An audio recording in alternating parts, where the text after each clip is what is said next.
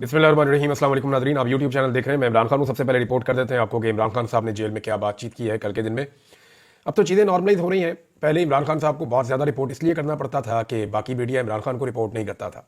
लेकिन अब अच्छी बात यह है कि आहिस्ता आहिस्ता जो तमाम मीडिया चैनल्स के सोशल मीडिया अकाउंट्स हैं वहाँ पर इमरान खान साहब को रिपोर्ट करने की इजाज़त खुली और अब पाकिस्तान के टेलीविजन के ऊपर भी खुलकर इमरान खान साहब का नाम लिया जा रहा है। थोड़ी दिनों में आप इमरान खान साहब की तस्वीर और उनके पुराने बयानात भी देखना शुरू कर देंगे और अगर इमरान खान साहब रिहा हो जाते हैं तो फिर आप उनको टेलीविजन स्क्रीन के ऊपर देखेंगे। हालात नॉर्मलाइज हो रहे हैं। पाकिस्तान तहरीक इंसाफ के ऊपर जो बहुत एक सख्त दौर आया था उसका खात्मा हो रहा है।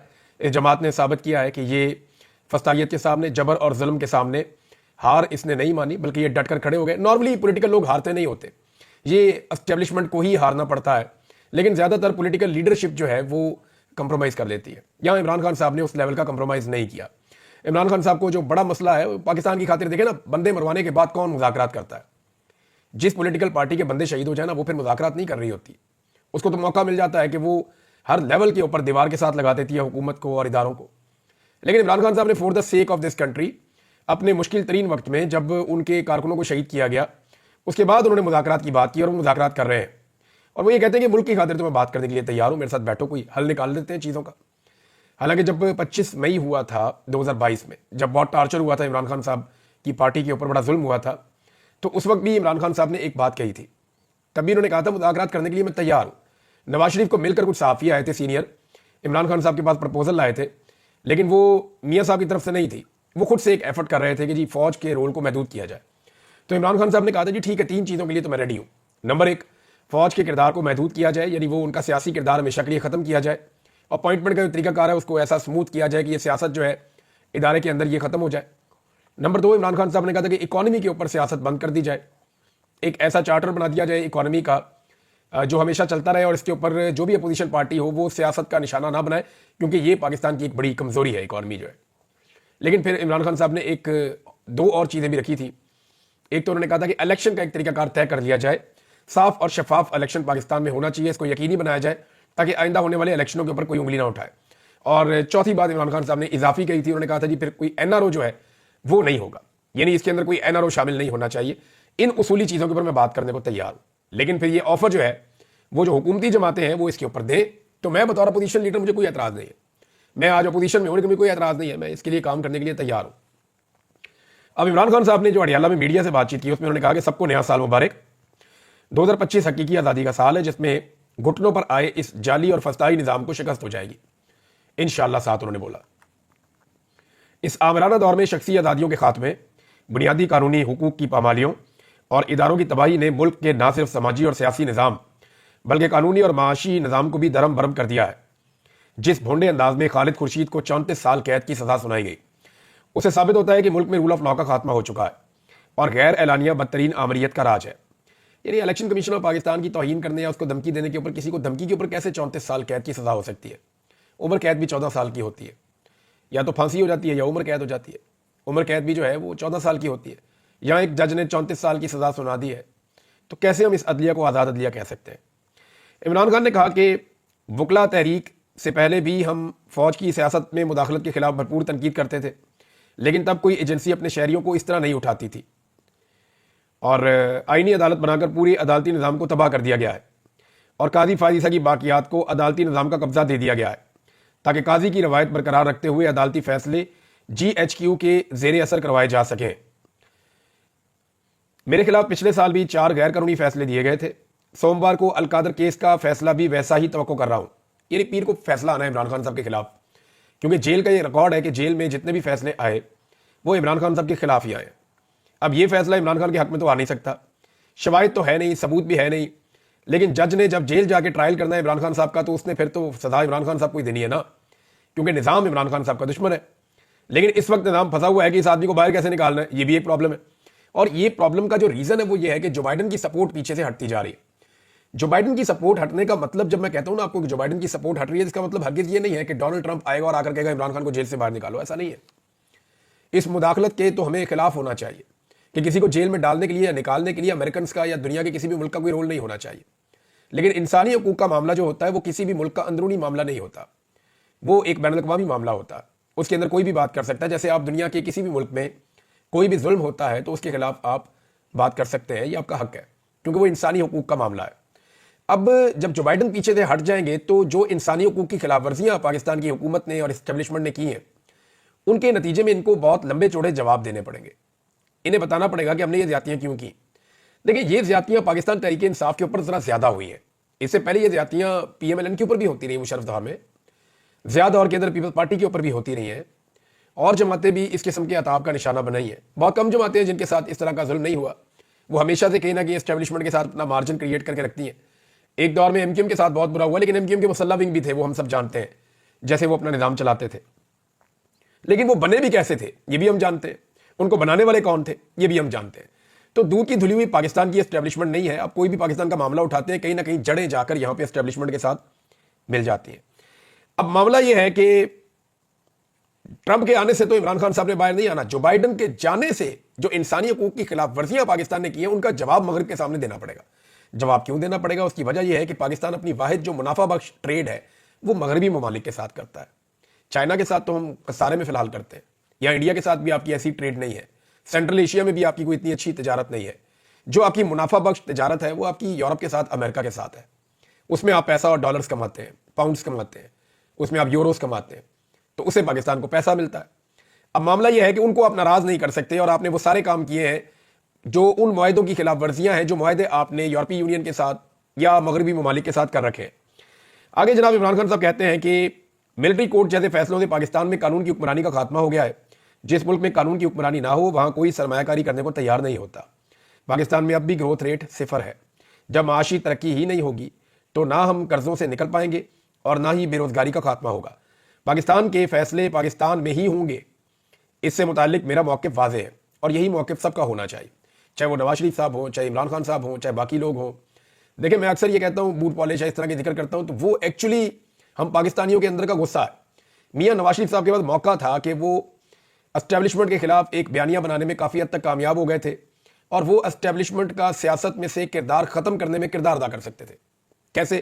دیکھیں، جب اسٹیبلشمنٹ عمران خان صاحب کو مار رہی تھی تو وہ بیسٹ ٹائم تھا میاں صاحب کے پاس کہ وہ بیٹھ جاتے اور بیٹھ کر کہتے کہ دیکھیں، کل انہوں نے ہمارے ساتھ زیادتی کی، آج آپ کے ساتھ کر رہے ہیں، آئیں بیٹھتے اور بیٹھ کے ان کا رول ہمیشہ کے لیے ختم کر دیتے ہیں۔ لیکن اس وقت میاں صاحب نے پھر کمپرومائز کر لیا اور اپنی بیٹی اور اپنے بھائی کو وزیر اعظم اور وزیر اعلیٰ بنوا دیا۔ تو یہاں میاں صاحب کا جو کمپرومائز ہے اس کی وجہ سے ہمیں تکلیف ہوتی ہے کہ انہوں نے وہ موقع ضائع کیا جو بار بار ان کو ان کی زندگی میں ملا۔ بے نظیر کے ساتھ بیٹھ کے بھی وہ یہ کر سکتے تھے، آج عمران خان کے ساتھ بیٹھ کر بھی وہ کر سکتے ہیں، لیکن میاں صاحب نے اقتدار کو پسند کیا۔ یہ زیادتی میاں صاحب نے کی ہے۔ عمران خان صاحب نے کہا لیکن جب بنیادی انسانی حقوق کا معاملہ ہوتا ہے تو پوری دنیا سے آوازیں اٹھنا فطری عمل ہے۔ اقوام متحدہ جیسے ادارے اسی لیے ہیں، دنیا کے تمام ذی شعور انسان بنیادی حقوق کی پامالی کے خلاف آواز اٹھاتے ہیں۔ ارسطو نے بھی یہی کہا تھا کہ ہر شہری کا فرض ہے انسانی حقوق کی پامالی ہو تو آواز اٹھائے۔ دو قسم کے لوگ ہی انسانی حقوق کی پامالیوں پر آواز بلند نہیں کرتے، ایک جو خود غرض ہوں اور دوسرے جو بزدل ہوں۔ ٹرمپ سے یہی امید ہے کہ وہ نیوٹرل رہیں گے، کیونکہ جو بائیڈن جو ہے انہوں نے جنرل باجوہ کے اکسانے پر ہماری حکومت کو عدم اعتماد کے ذریعے ہٹا کر واضح مداخلت کی تھی، جو ساری دنیا جانتی ہے۔ ہماری مذاکراتی کمیٹی حکومت کے ساتھ مذاکرات کر رہی ہے، ہمارے مطالبات جائز۔ 26 نومبر اور 9 مئی پر جوڈیشل کمیشن کا قیام، سیاسی قیدیوں کی رہائی، یہ دو مطالبات ہیں۔ D G I S P R 9 مئی پر صریح غلط بیانی کر رہے ہیں۔ سیدھا اصول یہی ہے کہ جس نے سی سی ٹی وی فوٹیج چرائی اسی نے 9 مئی کروایا۔ ملٹری کورٹ سے فیصلے بھی اس لیے کروائے گئے ہیں کہ وہاں کسی نے سی سی ٹی وی فوٹیج مانگی نہیں تھی۔ 26 نومبر کو سیدھی گولیاں مار کر ہمارے لوگوں کو شہید کیا گیا۔ جب بھی ان دو واقعات کی شفاف تحقیقات ہوں گی، دودھ کا دودھ پانی کا پانی ہو جائے گا۔ ہم نے حکومت کو 31 جنوری تک کی ڈیڈ لائن دی ہے۔ مذاکرات اور اس کے ساتھ ساتھ ترسیلات زر کا بائیکاٹ جو ہے اس کی مہم بھی جاری رہے گی۔ اگر حکومت نے ہمارے مطالبات کی منظوری میں سنجیدگی دکھائی تو بائیکاٹ مہم پر دوبارہ غور کیا جا سکتا ہے۔ مجھے بالواسطہ طور پر بنی گالہ منتقل کرنے کی پیشکش کی گئی ہے۔ میرا موقف واضح ہے کہ پہلے میرے اسیر کارکنان جو قید کیے گئے بیچارے اور رہنماؤں کو چھوڑا جائے، اس کے بعد میری بات ہوگی۔ اٹک جیل میں بھی مجھے 3 سال تک باہر بھیجنے کی پیشکش کی گئی تھی، لیکن میرا جینا، میرا مرنا پاکستان ہے۔ میں آخری سانس تک ملک کی آزادی کی جنگ لڑوں گا اور اپنی قوم سے بھی یہی امید کرتا ہوں۔ دیکھیں، عمران خان صاحب کر لیں گے، بات چیت بھی کر لیں گے، معاملات حل کر لیں گے، for the sake of country sub leaders کو یہ کرنا چاہیے۔ لیکن ایک چیز ایسی ہے جو میں آپ کو بتا دیتا ہوں جس پہ عمران خان صاحب کمپرومائز نہیں کریں گے۔ عمران خان صاحب اپنے امیج کے اوپر کمپرومائز نہیں کریں گے۔ پاکستانی لوگ عمران خان صاحب کے امیج کے بارے میں کچھ چیزیں بڑی وضاحت سے جانتے ہیں، اس کو پیسے دولت کا شوق نہیں ہے۔ یعنی لوگ یہ کہتے ہیں کہ عمران خان کو پیسہ بنانے کا وہ نہیں ہے، اگر بنانا چاہتے تو بہت بنا لیتے۔ شہرت اللہ نے ان کو سب دنیا سے زیادہ دی ہے، نام بہت زیادہ دیا ہے، دولت جتنی وہ چاہتے ہیں ان کو مل جاتی۔ تو ایک تو یہ وہ کرپٹ نہیں ہے، پاکستانی لوگ یہ اچھی طرح جانتے ہیں۔ دوسرا، لوگ اب یہ بات اچھی طرح جانتے ہیں کہ عمران خان بزدل نہیں ہے، کمزور آدمی نہیں ہے، کوئی بہادر آدمی ہے۔ تو عمران خان صاحب یہ چاہتے ہیں کہ انہیں بہادر آدمی کی طرح یاد رکھا جائے, اس کے اوپر وہ کمپرومائز نہیں کریں گے. جیسے کوئی ڈیل ہو گئی, جا کے گھر میں بیٹھ گئے یا خاموش رہ گئے. ہاں, ملک کی خاطر بہت ساری چیزوں پہ عمران خان صاحب کے ساتھ بات ہو سکتی ہے, حالانکہ ان کے لوگ شہید ہوئے لیکن اس کے باوجود وہ بات کرنے کے لیے تیار ہیں.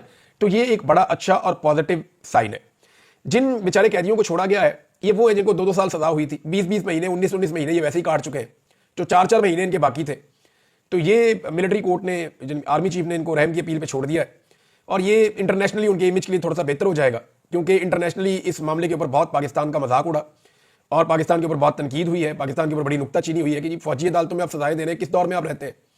تو پھر اب اس معاملے کو ہینڈل کرنے کی کوشش کی جا رہی ہے. اگر یہ ابھی بھی ہینڈل نہیں ہوتا تو پھر سپریم کورٹ آف پاکستان کا جو آئینی بینچ ہے وہ فوجی عدالتوں میں سویلین کے ٹرائل کے خلاف فیصلہ دے کر تمام جو ٹرائل ہے ان کو منتقل کروا دے گا یہاں پہ عام عدالتوں میں. تو وہاں پتہ چلے گا جناب کیا ہوا ہے. اب معاملہ یہ ہے کہ یہاں پہ کچھ لوگوں نے پبلک کرنا شروع کر دیے ہیں وہ معافی نامے یا وہ درخواستیں جو ان قیدیوں نے کی تھیں کہ جناب ہمیں معاف کر دیا جائے یا ہماری رحم کی اپیل ہے اس کو مان لیا جائے. تو معاملہ یہ ہے کہ یہ پبلک کیسے ہو رہی ہے, یہ تو آرمی چیف کے پاس تھی, تو ان کو کون پبلک کر رہا ہے؟ اس کی باقاعدہ خبریں چھپائی جا رہی ہیں, لوگوں کو ان کے اسکرین شاٹ دیے جا رہے ہیں کہ آپ لگائیں, سوشل میڈیا پہ لگ رہے ہیں, اگر تو یہ درست ہے تو. یعنی ابھی تک فیصلہ پبلک نہیں ہوا, لیکن رحم کی اپیل اور اس کے اوپر آرمی چیف کا رد عمل جو ہے وہ پبلک ہو رہا ہے. فیصلے سامنے آنے چاہیے. فیصلے جب سامنے آئیں گے تو کچھ وکلا یہ دعوے کر رہے ہیں کہ ان فیصلوں کے اندر ایسی ایسی غلطیاں ہوں گی اور ایسے عجیب و غریب فیصلے ہوں گے کہ پورا ملک اور پوری دنیا ہنسے گی ان کے اوپر. لہذا وہ فیصلے ابھی تک سامنے نہیں آ رہے, لیکن جو لوگوں سے لکھوایا گیا, جو لوگ اس کا مذاق اڑا رہے ہیں نا کہ انہوں نے پہلے لکھ کر دیا, اب یہ باہر آ کے تنقید کر رہے ہیں یا باہر آ کے پھر عمران خان کے نعرے لگا رہے ہیں یا باہر آ کے یہ کہہ رہے ہیں ہمیں غلط سزا دی گئی, ہمارے ساتھ ظلم کیا گیا. تو جو لوگ یہ تنقید کریں انہیں شرم آنی چاہیے. دیکھیں وقت کے ساتھ انسان سیکھتا ہے. میں نے بہت کچھ سیکھا اور بہت سارے دوستوں نے بہت کچھ سیکھا. ماضی میں ہمارے چند لوگوں کے بارے میں یا اداروں کے بارے میں پوائنٹ آف ویو غلط ہو سکتے ہیں, لیکن کچھ چیزیں بڑی کلیئر ہو گئی ہیں کہ جی ڈیموکریسی کے علاوہ کوئی حل نہیں ہے, رول آف لا کے علاوہ کوئی حل نہیں ہے. پاکستان میں انسانی حقوق کی پامالیاں نہیں ہونی چاہیے, مینڈیٹ کا احترام ہونا چاہیے اور آزادی اظہار رائے ہونی چاہیے. انہی چیزوں کے ساتھ ملک آگے بڑھ سکتا ہے. تو یہ فوجی عدالتیں تو عدالتیں ہی نہیں ہوتی. اب جو لوگ ان کو سپورٹ کر رہے ہیں انہیں شرم آنی چاہیے, بجائے اس کے کہ وہ فوجی عدالتوں میں سویلینز کے ٹرائل کی مذمت کریں. وہ یہ کہہ رہے ہیں جناب یہ لوگ باہر نکل کے, پہلے اندر سے انہوں نے رحم کی اپیل کی, اب باہر نکل کے یہ بیانات دے رہے ہیں, ان کو دوبارہ پکڑ کے مارو.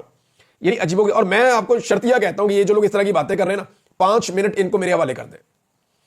میں کسی کانسٹیبل کو کہوں گا ان کو ذرا لے جاؤ ذرا کمرے میں 5 سے 10 منٹ کے لیے, جو آپ کہیں میں ان سے لکھوا کر آپ کو دے دیتا ہوں. جو آپ کہیں, آپ انہیں کہیں کہ یہ بتا دیں کہ اسامہ بن لادن کہاں ہے, آج بھی زندہ ہے, یہ وہ بھی بتا دیں گے آپ کو. یعنی جب آپ کسی کی کسٹڈی میں ہوتے ہیں, آپ کے کوئی حقوق نہیں ہوتے, آپ ان کی مرضی کے بغیر کھا پی نہیں سکتے, آپ سورج کو نہیں دیکھ سکتے, آپ باہر نہیں نکل سکتے. جب دل کرے وہ آپ کو ٹارچر کرنا شروع کر دیں, جب دل کرے وہ آپ کو کرنٹ لگا دیں, جب دل کرے وہ آپ کو بھوکا رکھیں, جب دل کرے وہ آپ کو میکسیمم جگائیں, جو ان سے انجیکشن چاہیں وہ آپ کو لگا دیں, جو ان سے دوائی چاہیں وہ آپ کو دے دیں, جب چاہیں وہ آپ کو قتل بھی کر سکتے ہیں. تو ایسی صورتحال میں آپ کیا کریں گے؟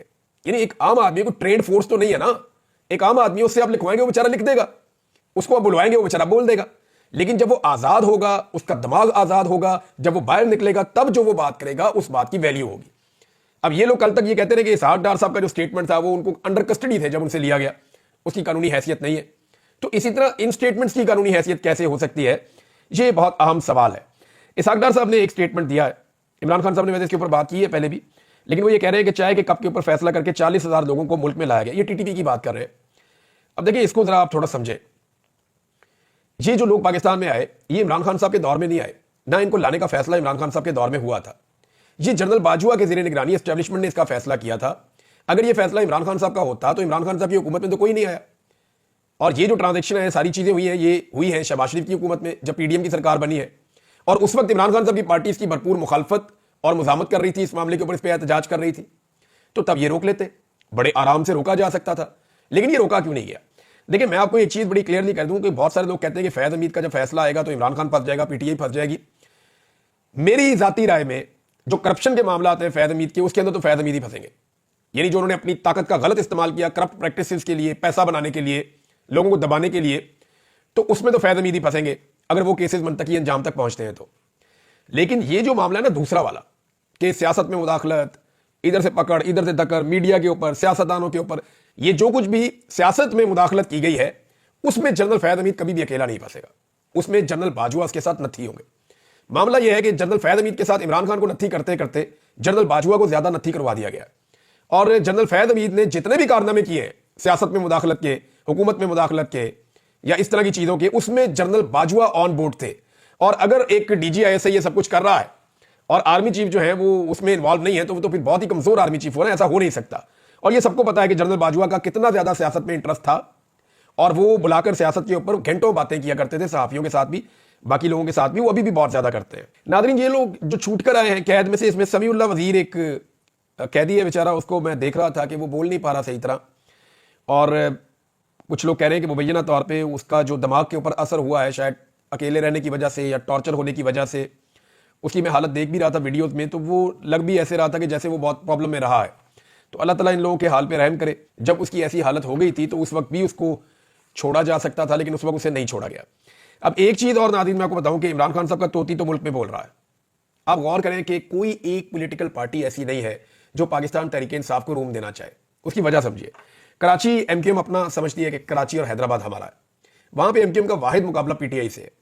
انٹیریئر سندھ پیپلز پارٹی سمجھتی ہے یہ ہمارا ہے، وہاں ان کا واحد مقابلہ پی ٹی آئی سے ہے. پنجاب جو ہے اس کے اندر پی ایم ایل این سمجھتی ہے کہ ہمارا ہے، وہاں ان کا واحد مقابلہ پی ٹی آئی سے ہے.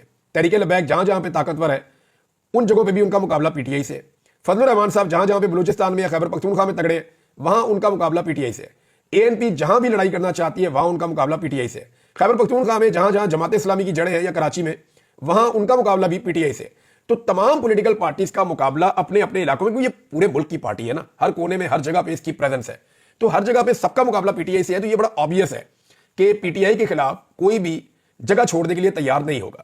اب کیا عمران خان صاحب ایک پولیٹیکل ماحول ایسا بنا پائیں گے جس میں اور سیاسی اتحادی جمع کر پائیں، جیسا کہ انہوں نے محمود خان چکزئی کو اور ایم ڈبلیو ایم کو اپنے ساتھ رکھا، ساتھ میں صاحبزادہ حامد رضا صاحب کی پارٹی کو رکھا. تو کیا وہ 4 5 6 علاقائی جماعت جیسے جی ڈی اے ہے، جیسے بلوچستان میں اور پارٹیاں ہیں، اختر مینگل صاحب بھی ہیں، اسی طرح خیبر پختونخوا میں مزید پارٹیاں ہیں، کیا عمران خان صاحب ایک بڑا الائنس بنا پائیں گے؟ یہ ان کے الیکشن جیتنے کے لیے ضروری نہیں ہے، یہ پاکستان کے اندر ایک استحکام اور سب کو اکٹھا کرنے کے لیے ضروری ہے. اب تک کے لیے اتنے، اپنا خیال رکھیے گا، اپنے اس چینل کا بھی. اللہ حافظ.